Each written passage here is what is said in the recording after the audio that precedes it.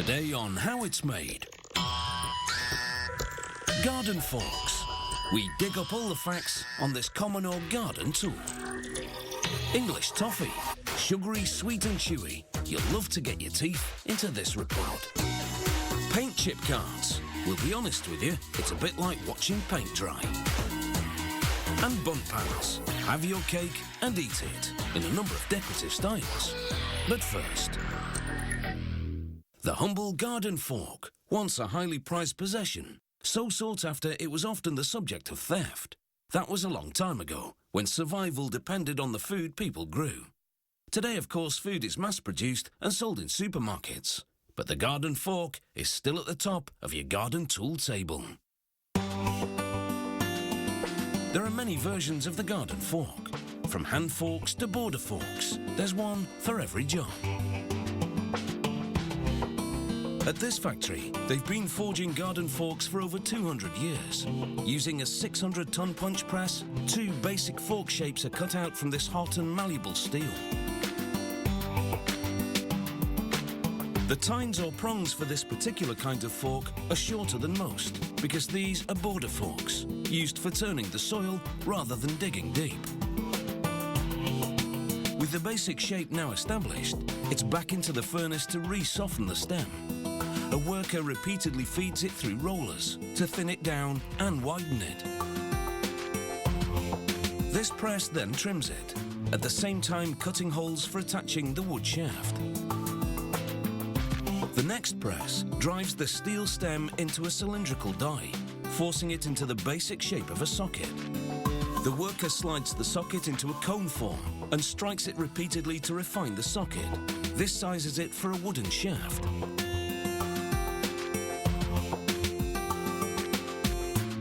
It's a completely different process when making digging forks, because of their longer curved tines.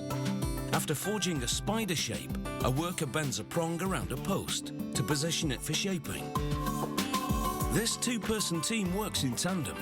One fires the spider and bends the prongs. The other inserts the prong into the grooves of 2 revolving dies to stretch them.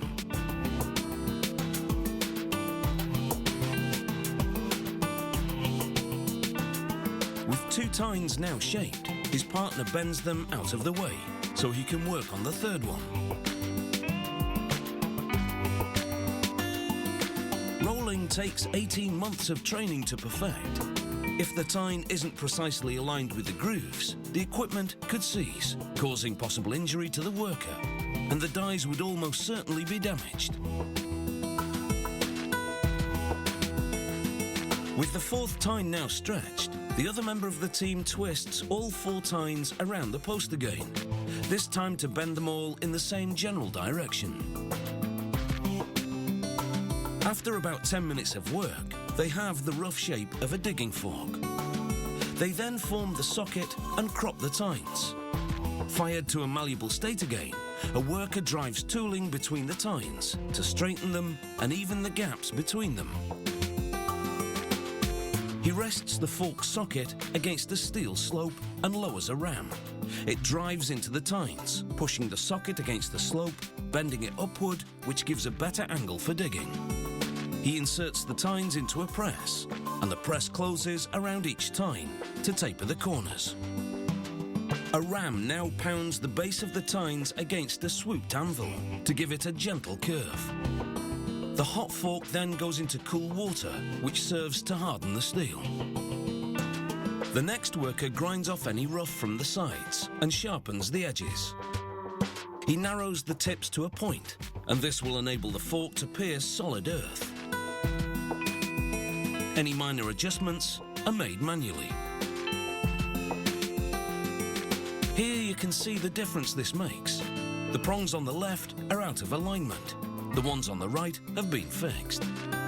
An electrostatic charge is applied to the forks to attract a green powder spray.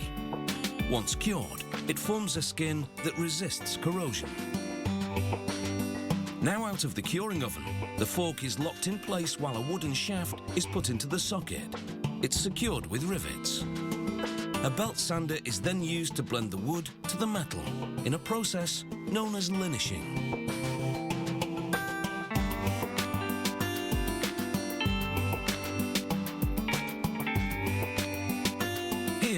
bottom fork is the one that's been linished. Finally, the wood shaft and handle are dipped in varnish, giving them a glossy stain that enhances the grain. This garden fork is now done, but it won't look shiny and new for long, because it'll be digging the dirt very soon.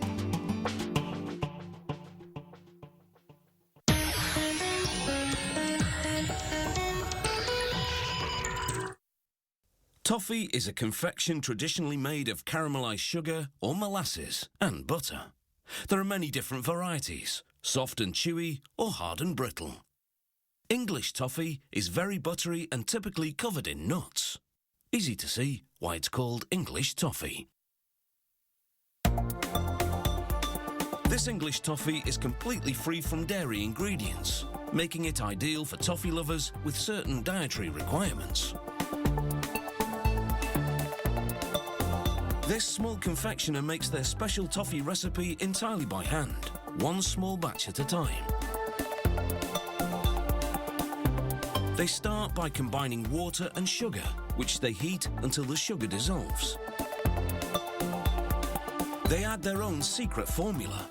All they'll tell us is that it contains a combination of vegetable oils and fats, which are the non-dairy substitutes, and beta-carotene to give the toffee that familiar golden colour. They add an emulsifier called lecithin to stabilise all of these ingredients. As soon as the mixture reaches the boiling point, they add salt to enhance the flavour and help force a rapid boil. The boil continues for several hours until the mixture hits a top-secret target temperature. By that point, most of the water has evaporated, leaving a sweet and thick liquid toffee. Now they open a hot water valve, which releases water to heat up a table. Then carefully pour the toffee onto the surface.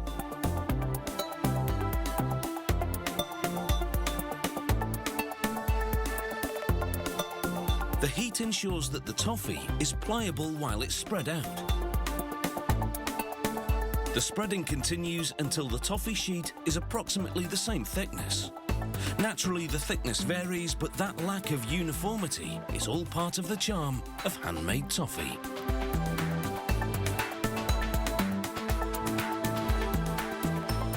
They take a tool with multiple cutting discs and run it over the toffee sheet in one direction, then in the other.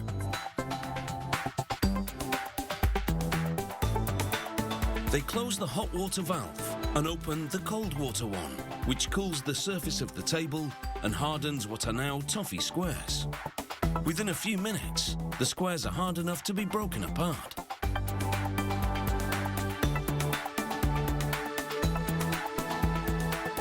Now 2 additions, which will turn this into English toffee. Firstly, semi-sweet chocolate. Once this tempering machine heats it to the right consistency, a pump feeds it to a machine, which coats the toffee squares in 2 stages.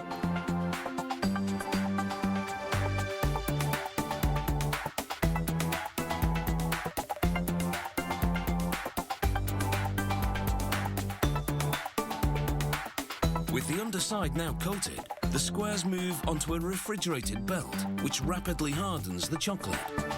The next station covers the other side with chocolate.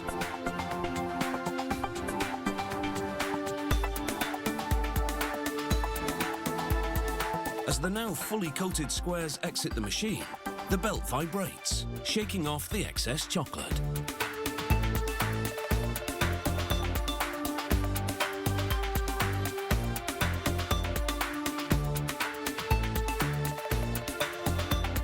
The squares move onto another refrigerated belt, and a worker manually sprinkles them with the second ingredient, chopped pecans.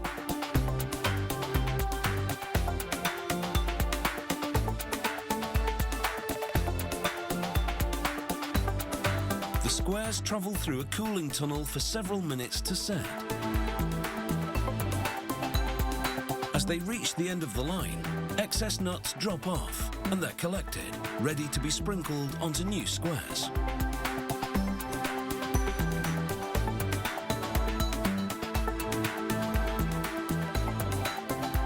Some English toffee recipes call for almonds rather than pecans, but the idea is the same. layering sweet and crunchy toffee, smooth and creamy chocolate, and coarsely chopped nuts. And just like other sweets and treats, English toffee is heaven to anyone with a sweet tooth. But hell, of course, for their dentist. Open wide. Coming up. Alas, it's not the cake factory, but the factory where the cake tins are made. We're on the hunt for Bundt pans. And if you've ever decorated a room, you'll know all about this colourful company. They help you choose the colour scheme. We see how swatches are made. Join us after the break.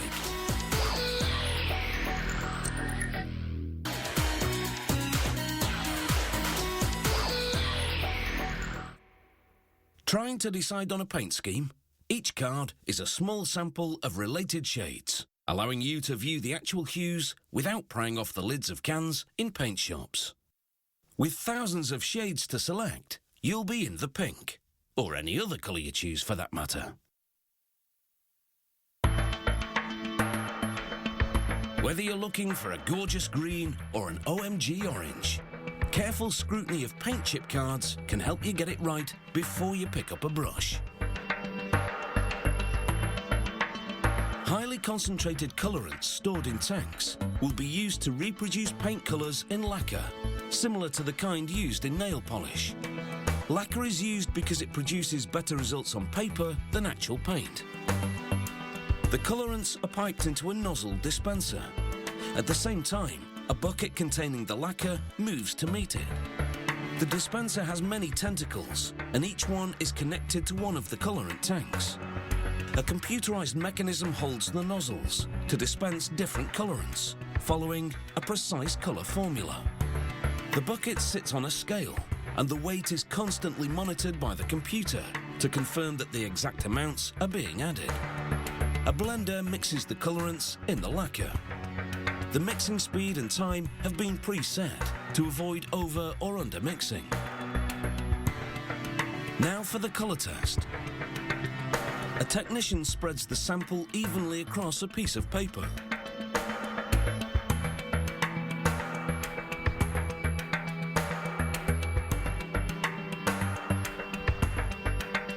A convection oven then dries the color. The technician compares the color and gloss to that of the standard. He also does a computer analysis and sends the formula back for tweaking where necessary. This worker pours the approved lacquer-based paints into cylindrical tanks above the coating machine. There are over 24 of these tanks because they'll be putting that many colours on the swatch in one production run.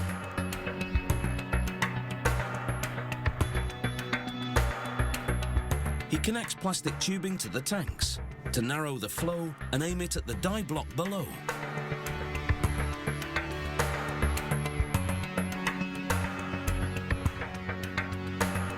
Lacquer flows into a dye, coating the paper with an endless rainbow of colour. A bar overhead spreads the lacquer evenly without actually touching the paper. The paper then travels through an oven and the solvents evaporate, leaving a dried lacquer skin on the paper. If regular paint had been used, the paper would have absorbed it and ended up wavy. Rotary blades cut the coated paper into sheets, sized to fit printing machinery down the line.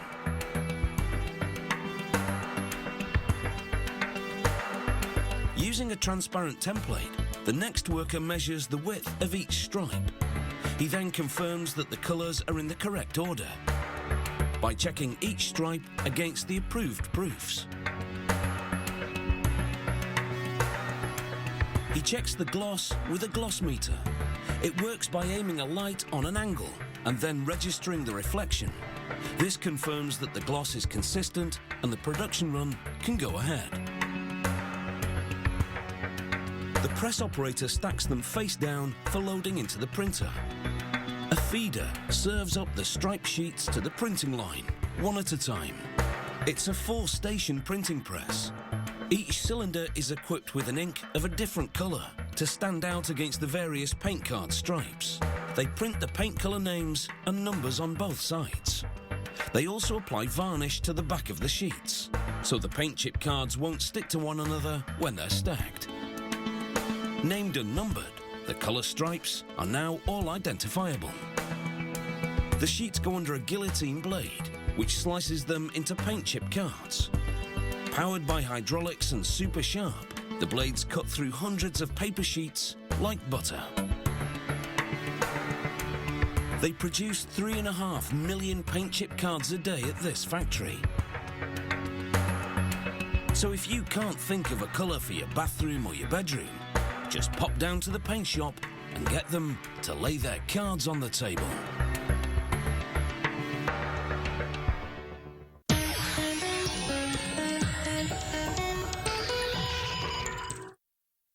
A Bundt pan is for baking a dense ring-shaped cake called, oddly enough, a Bundt. Typically it has a fluted or swirl design and originated in Europe. The name is thought to come from the German word Bundtkuchen, Kuchen meaning cake and Bundt meaning a gathering of people. Nice. Bundt pans were originally ceramic, which is fragile, or cast iron, which is heavy. Today's version is typically made of cast aluminium, unbreakable and much lighter. At the factory, they begin the production process by melting ingots of recycled aluminium. The furnace heats the ingots to 700 degrees Celsius, at which point they liquefy. From the melting furnace, workers transfer the molten aluminium to a holding furnace, which keeps it in a liquid state until casting. The casting process is entirely automated. A ladle descends into the holding furnace and scoops up just under 1 kilogram of aluminium, enough for one Bundt pan. The molten metal then gets poured into a sleeve. A high-speed ram immediately pushes it into a Bundt pan mould. The pressure and speed combined shoot the molten aluminium into every part of the mould cavity. As the hot aluminium hits the cooler mould, it solidifies in about 10 seconds. Then the two halves of the mould automatically separate and the cast pan is extracted. Between castings, a robot cleans the mould with a blast of air, water and lubricant. This removes any residue. This is critical because even a tiny speck of dust left behind would mar the next casting. As each pan comes off the machine, workers inspect it for any flaws. When it comes time to produce a different style Bundt pan, like this one with 6 mini cake forms, they simply mount the corresponding mould onto the casting machine. Because the machine fills the mould under pressure, some aluminium oozes out between the two halves of the mould, and that's removed with a single strike of a trimming press.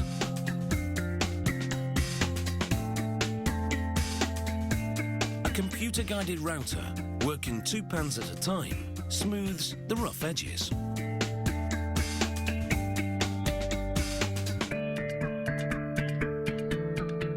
Then it refines the handle slots, finalising the shape.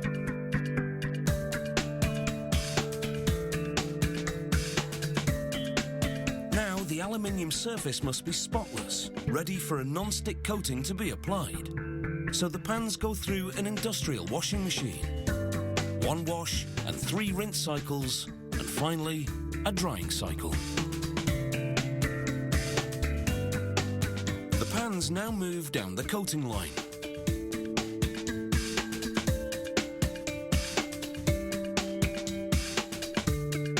As the pans spin by, spray guns apply a silicon-based decorative coating to the outside surface. The pans then go through an oven for 15 minutes to cure the coating. The pans are then flipped right side up and sent through another spray line, this time to coat the inside.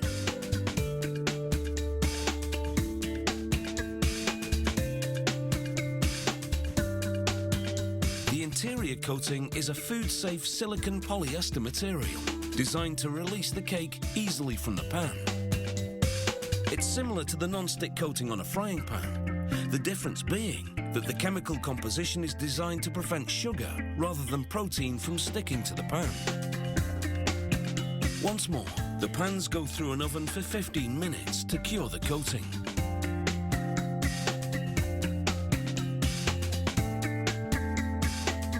Once the finished pans exit the oven, they're inspected for any flaws in the coatings. From a practical perspective, a Bundt pan's ring shape has definite advantages over an ordinary pan.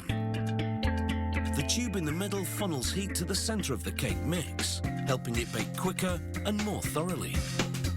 So next time you want to impress your friends with your cake baking skills, you may want to take a punt on a Bundt. I thank you.